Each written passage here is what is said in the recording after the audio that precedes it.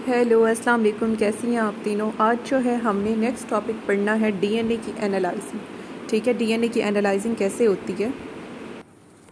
तो डीएनए की एनालाइजिंग में हम क्या पढ़ते हैं कि जो सारा जीनोम होता है ना एक इंडिविजुअल का, ठीक है, सारा का सारा जीनोम, उससे जो है हम सब्जेक्ट कर सकते हैं, मतलब कि उसे हम गुजार सकते हैं डीएनए फिंगर प्रिंटिंग की जो टेक्निक होती है ना उससे। ठीक है, जैसा कि पहले जैसा कि नीचे जो है मतलब ये बयान किया गया, ये अभी हम डायग्राम देखेंगे पढ़ने के बाद। जो जीनोम है ना उसे आप सबसे पहले रिस्ट्रिक्शन एंजाइम के साथ ट्रीट करवाएंगे। ठीक है, जिसके नतीजे में क्या होगा कि मुख्तलिफ साइज़ के फ्रेगमेंट्स मिलेंगे। आपने उसे रिस्ट्रिक्शन एंजाइम के साथ ट्रीट करवाया, उसके नतीजे में मुख्तलिफ किस्म के फ्रेगमेंट्स मिलेंगे। ठीक है, और इसलिए जो रिस्ट्रिक्शन फ्रेगमेंट लेंथ पॉलीमार्फिज्म होता है ना वो पाया जाता है इंडिविजुअल्स के दरमियान। ठीक है, इंडिविजुअल्स के दरमियान क्या पाया जाता है, ये भी बहुत एमसीक्यू आता है। तो वो पाया जाता है RFLPS। और RFLPS का बाज़-औक़ात पूछा जाता है कि ये किसका एब्रीवेशन है, तो ये एब्रीवेशन है रिस्ट्रिक्शन फ्रेगमेंट लेंथ पॉलीमॉर्फिज्म का।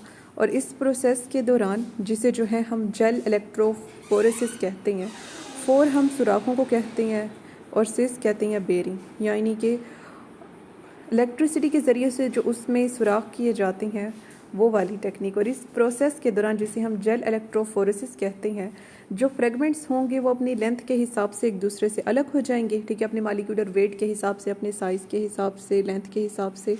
ठीक है, और इसके नतीजे में बहुत से बैंड्स बनेंगे जो कि इस कदर करीब होते हैं कि वो स्मेयर दिखाई देते हैं। स्मेयर कहते हैं जिस तरह डबल रोटी की दो ब्रेड्स होती हैं ना, ठीक है, उनके दरमियान बटर यानी कि मक्खन लगा दो और फिर दोनों को बंद कर दो, तो या फिर रोटी के ऊपर जब घी लगाते हैं और फिर दूसरी तह भी उसके ऊपर कर देते हैं तो चुपड़ी हुई, और इस तरह की टर्म्स टाइकी में यूज़ की जाती है। तो ये स्मेयर जो है वो होता है। ठीक है, मतलब कि वो इतने इकट्ठे होते हैं ना कि वो स्मेयर दिखाई देते हैं।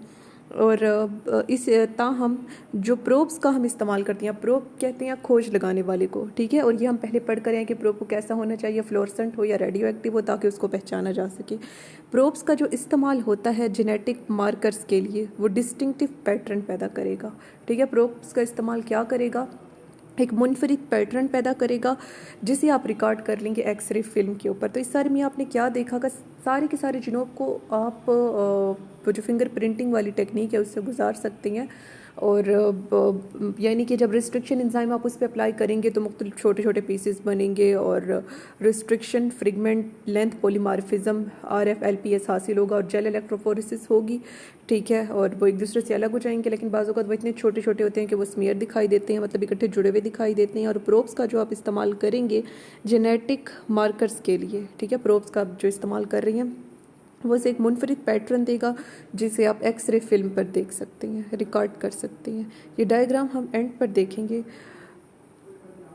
तो उसके बाद नेक्स्ट है कि जो सिंगल स्पर्म है ना उससे डीएनए लिया जाएगा और वो इनफ है, वो काफ़ी है सस्पेक्टेड रैपिस्ट, मतलब जिस पे शक है उस बंदे का पता लगाने के लिए। ठीक है, और ये जो डीएनए होता है ये इनहेरिटेड होता है, और जो फिंगरप्रिंट है वो उसके मतलब के पेरेंट से मिलेगा, मतलब कि जो स्पर्म होगा ना उसके अंदर डीएनए का वही पैटर्न होगा जो कि बच्चों की फिंगर्स के अंदर होता है। ठीक है, यहाँ पे वो ये बात कर रही हैं। और जो डीएनए फिंगर प्रिंटिंग होती है ना उससे सक्सेसफुली आइडेंटिफाई किया गया। ठीक है, डीएनए फिंगर प्रिंटिंग क्या करती है, सक्सेसफुली आइडेंटिफाई करती है किस चीज़ को, ये इस चीज़ को आइडेंटिफाई करेगी रिमेन्स को। रिमेन्स कहते हैं बाकियात को। टीनेजर मतलब जो छोटा बच्चा होता है, जो मतलब चाइल्डहुड और जवानी के दरमियान, उसे टीनेजर कहते हैं, जिसका मर्डर कर दिया गया 8 साल पहले।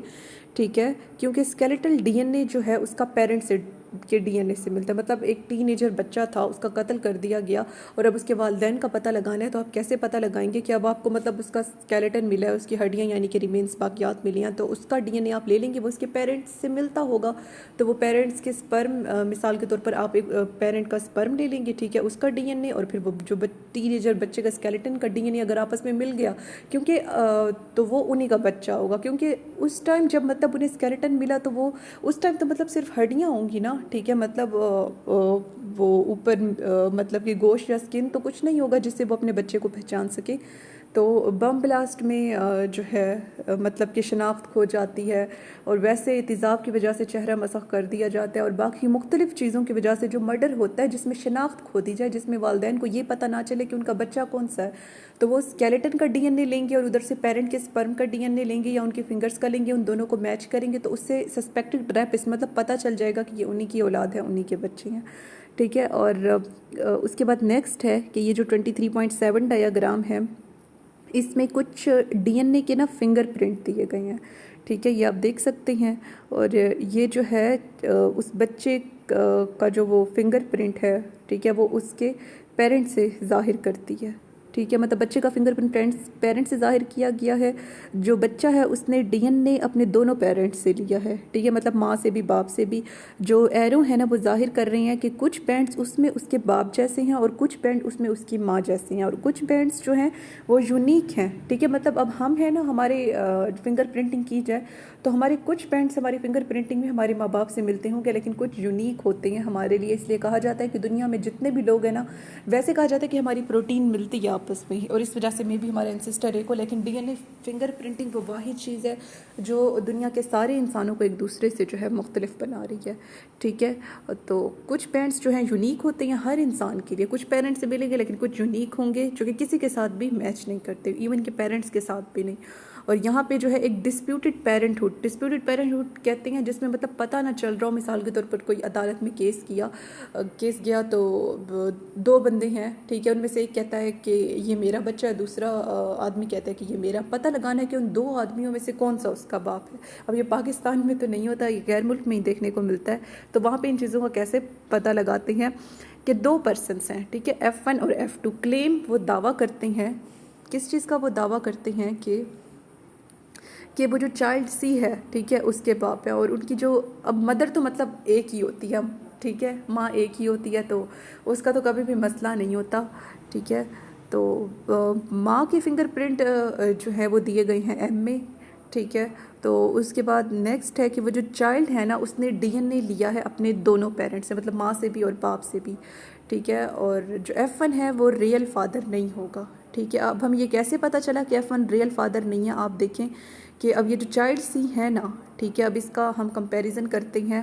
पहले F1 और C से करते हैं, ठीक है, सॉरी F2 और M से C का करते हैं। M mean mother, F1 real father नहीं है, F2 रियल फादर है, और C जो है चाइल्ड है। अब चाइल्ड का देखें, इसका मदर से बैंड मिल रहा है, ठीक है, मदर से बैंडिंग मिल रही है, और फिर चाइल्ड की बैंडिंग जो है F2 से मिल रही है, और कुछ यूनिक भी है लेकिन मोस्टली M और F2 से मिल रही है। क्या F1 का कोई बैंड C से मिल रहा है? नहीं। तो इससे जाहिर होता है कि वो जो F1 है वो उसका असल बाप नहीं है।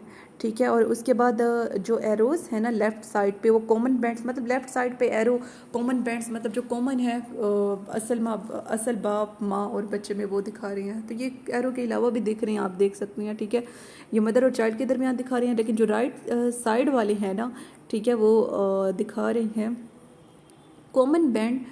पहले लेफ़्ट साइड वाले माँ और बच्चे के कॉमन दिखा रहे हैं, और राइट साइड वाले असल बाप और जो बच्चा है उसके कॉमन बैंड्स दिखा रही हैं। ठीक है, और ये जो डीएनए फिंगर प्रिंट होते हैं ना, जिन्हें प्रेजेंट किया जाता है फोरेंसिक एविडेंस के तौर पर। फोरेंसिक एविडेंस क्या होता है कि इसमें हम मुजरिमों का पता लगाते हैं। ठीक है, मिसाल के तौर पर criminal on a deserted place, criminal मुजरिम को कहते हैं ऑन अ डिजर्टेड प्लेस, एक वीरान जगह पर एसाल्टेड, उसने कत्ल किया। अब वुमेन, एक वुमेन का एक वीरान जगह थी, वहाँ पे एक मुजरिम ने एक असैसिनेट ने जो है कत्ल किया एक औरत का। शी स्क्रैच्ड फेस, ठीक है, स्क्रैच कहते हैं खुरचना, नोचना। अब एक बंदा किसी को कत्ल कर रहा है तो फिर अगला बंदा कुछ तो मुज़ाहमत करेगा, तो उस औरत ने भी अपनी जान बचाने की कोशिश की, उसने अपने नाखूनों से उसका मुंह स्क्रैच किया, नोच लिया। ठीक है, तो फिर उसके बाद तो क्या हुआ, ठीक है, इन हर डिफेंस, अपने दिफा में, बट द मर्डरर, ठीक है, तो उसने उसका मुंह नोच लिया अपने दिफा में, लेकिन मर्डरर जो था उसने उसका कत्ल कर दिया और वो भाग गया। ठीक है, अब ना मतलब हम CID वालों को कहते हैं कि वो पता लगाएं कि मुजरिम कौन है। ठीक है, उसके जब वारिस मिलते हैं उस औरत के, तो वो क्या करते हैं कि जो वो फोरेंसिक साइंटिस्ट होगा ना, वो जो मर्डरर के बाल, अब उसके मुंह के कुछ बाल भी होंगे, मतलब दाढ़ी मूछ कुछ तो होगी जो उस औरत के नाखूनों में आ गई होगी। ठीक है, और उसके स्किन के सेल भी कुछ ना कुछ उस बंदे के, उस औरत के नाखूनों में होंगे। तो वो फोरेंसिक साइंटिस्ट जो होगा CID वाला, वाला जो मेन साइंटिस्ट होगा वो उसका पता लगाएगा, ठीक है, और वो डीएनए के फिंगरप्रिंट तैयार करेगा जो विक्टिम, अब जिन जिन लोगों पर शक है वो उनका ब्लड लेगा, ठीक है, और उससे फिंगरप्रिंट तैयार करेगा, ठीक है, और उन्हें मैच करेगा, और फिर जो मर्डरर की स्किन है और हेयर है उससे भी वो डीएनए ले लेगा, ठीक है, और जो सस्पेक्टेड ब्लड है उससे भी ले लेगा। विक्टिम कहते हैं शिकार को, मतलब कि एक तो वो औरत का ब्लड लेकर उसके फिंगरप्रिंट ले लेंगे, फिर औरत के नाखूनों के अंदर जो उस बंदे की स्किन और हेयर फंसे हुए थे उसका फिंगरप्रिंट ले लेंगे, ठीक है। ब्लड से फिंगरप्रिंट लेने का क्या मतलब है, मतलब ब्लड से उसका जीनोमिक सीक्वेंस पता लगा लेंगे, ठीक है, और फिर जो हमारे पास वो बंदा है जिस पर शक है, ठीक है, उसका भी वो ले लेंगे, एक है दो है जितने भी बंदे हैं उनका ब्लड ले लेंगे और उनके फिंगरप्रिंट यानी कि जीनोमिक सीक्वेंस पता लगा लेंगे, ठीक है।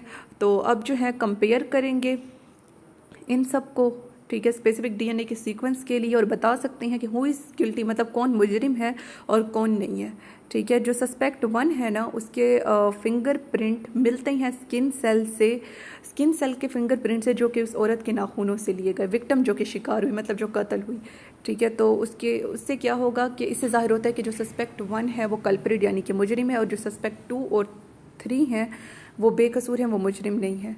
तो उसके बाद नेक्स्ट, तो इसमें हमने यही देखा कि एक वीरान जगह पे एक औरत का मर्डर कर दिया गया, तो उस औरत ने अपने दिफा के लिए उस बंदे का मुंह नोच लिया, ठीक है, तो उसके स्किन सेल और उसके कुछ हेयर्स जो है ना उस औरत के नाखूनों में आ गया। पता लगाना है कि कौन है मुजरिम, तो उसके लिए हम आज के लिए इतना ही।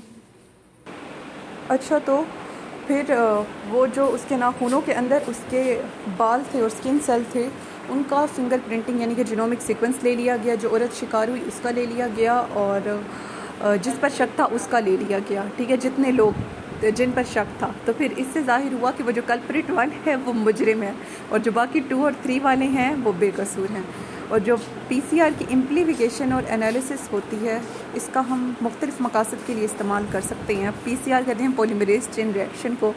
इसका हम मतलब एक तो अभी हमने देखा कि फोरेंसिक लैब में इस्तेमाल होता है क्रिमिनल को आइडेंटिफाई करने के लिए, और इसके अलावा इसका हम इस्तेमाल कर सकते हैं वायरल इन्फेक्शन के लिए, मतलब वायरस के किस वायरस से इन्फेक्शन हुआ है ये पता लगाएंगे, फिर वही एंटीबायोटिक या एंटीवायरस उसे तो मेडिसिन देंगे तो वो बंदा ठीक हो जाएगा। और जेनेटिक डिसऑर्डर का पता लगाने के लिए कैंसर का, और फोरेंसिक लेबॉर्ट्रीज़ में इस्तेमाल होगा क्रिमिनल्स का पता लगाने के लिए और इंसानों की एवोल्यूशनरी हिस्ट्री का पता लगाने के लिए। और ये पॉसिबल है कि डीएनए के सीक्वेंस को और ये पॉसिबल है कि डीएनए का जो सीक्वेंस है, ठीक है, उससे मतलब डीएनए का आप सीक्वेंस कर सकते हैं किससे, 76,000 साल पुरानी ममीफाइड ह्यूमन ब्रेन से, मतलब जैसे मम्मी बना के रखा गया हो जिस तरह फ़िरौन की मम्मी है, तो 76,000 साल पहले पुराने जहन के डीएनए के सीक्वेंस का पता लगा सकते हैं, ठीक है। और जो 17 से 20 मिलियन साल